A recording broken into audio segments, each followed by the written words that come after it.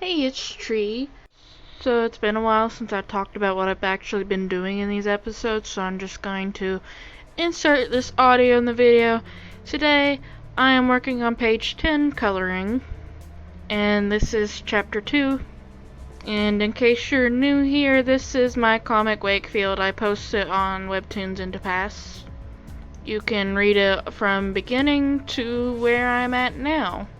Artists, comic creators, let's talk. One of the things that I've been kind of noticing lately, and I mean it was always there, but a lot of people in the community are very self-deprecating. And if this is a pick-me-up talk that you need, then just keep listening, I don't know. But I think what it comes down to is that a lot of people feel like their work isn't enough or worth the time spent into it because somebody else in their life has made them feel that way. And that's not exactly a good thing. See, I've been drawing for 10 years, going on 11, 12. And even I sometimes struggle with these feelings, and they're very hard to get past. So I don't blame people for feeling like their work's not good enough, it's not worth the time that they're putting into it, things like that. I don't blame them for feeling that way. I'm here to tell you that you need to stop feeling that way. And it'll take a long time to make you feel like you're putting the proper time that you need into your work, and that time's worth it. But it's worth it to reassess your feelings, because at the end of the day, those feelings, I guess, aren't productive, I guess I could say. Because you're spending all of this time thinking about how your work's not good enough, that you're an imposter, when you could be doing something else. And I'm really not meaning to come across as rude when I say that, so I hope you don't take it that way. Because what it comes down to is, if you feel like your work isn't worth the time you're putting into it, then who else will feel that way? Who else will defend your work as much as you would? At the end of the day, who's going to be promoting your work like you would? Because they're not going to. And you need to put in that work. Your work is worth putting time into it, as long as you feel like it's worth putting time into it. And I know sometimes there's those periods of times where you just don't want to put the work into your comics or your art. But I think a good thing to do at that point of time is to take a step back and reassess what you want to do. Because if you're not having a good time, then why are you basically torturing yourself into doing it?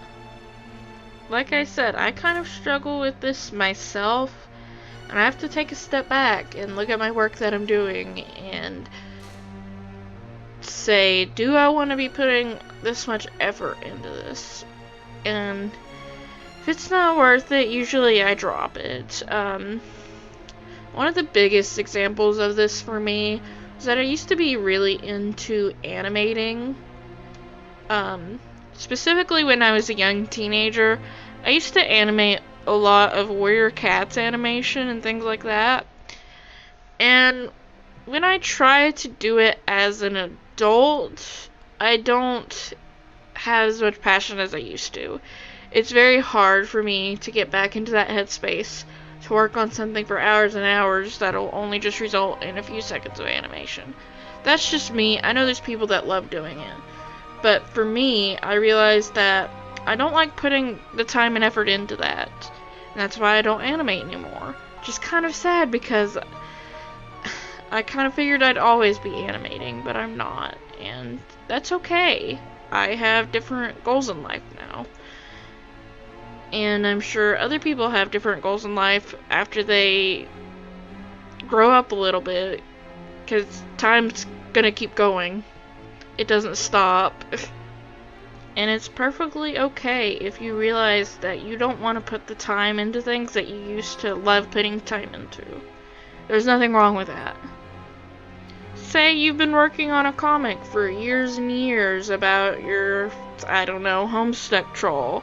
You're not even into Homestuck anymore, but you're still working on this comic because 12-year-old you said that I want to make this comic and I want to finish it, but it's been years and years and you're nowhere near close to finishing, but you're not as passionate about it anymore. Just drop it.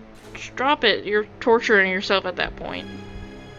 But like I said, it takes a long time to sit there and realize that you don't want to put this effort into things anymore. But no matter how long it takes for you to realize that, don't feel like you've wasted your time though, because at one point you were very passionate about it and there's nothing wrong with that. And nothing that you feel is worth doing at one point is a waste of time, because it gave you the experience that you needed for your next project. That comic you've been working on since you were 12, now you're 15. You have that experience now. You know how to make a comic is like. You know how to write it down. You know how to draw it. And your art gets better over time, so your next project is just going to be even better than that one. Because then you'll be passionate about it again. This isn't exactly to say drop all your projects and start new ones. It's more so look at what you're doing and see if you're passionate about it. It's not a waste of time to think about it. It's not a waste of time if you put time and effort into something that you're passionate about.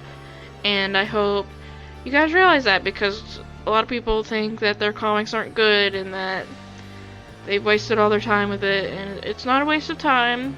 You're passionate about it and you love that. And you think your comic's very good and you want people to read it. That's not a waste of time and energy. Because like I said, you're the one putting this time and energy into it because you love it. And that's not a waste of time. And no one's going to put in this effort except you because you love it. And if you need a reminder that you love your thing, here's your reminder. Talk about how much you love your thing in the comics. Because even just writing it down gives you that little push and reminder. Oh, I love this thing. I should put some more time and energy into it.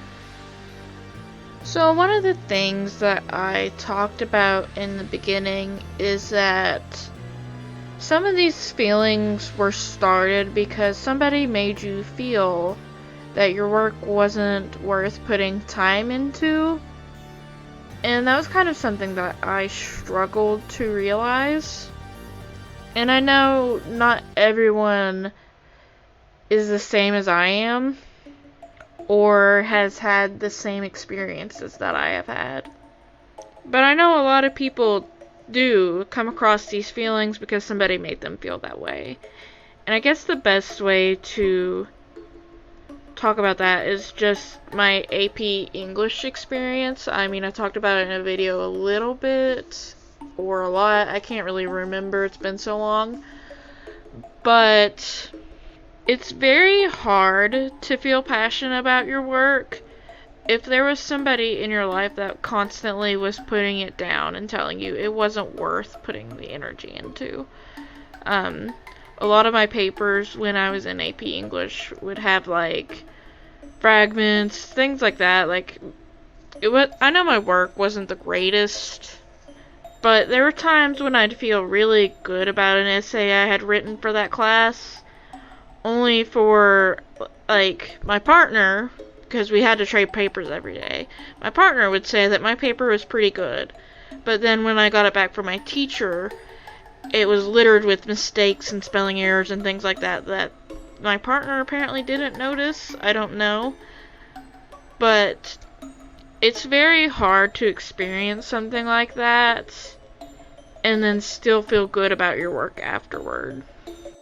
And honestly, if that's you and you've experienced something similar of somebody tearing down your work, even though you're very happy with your work, just know that you're not alone. I've experienced this.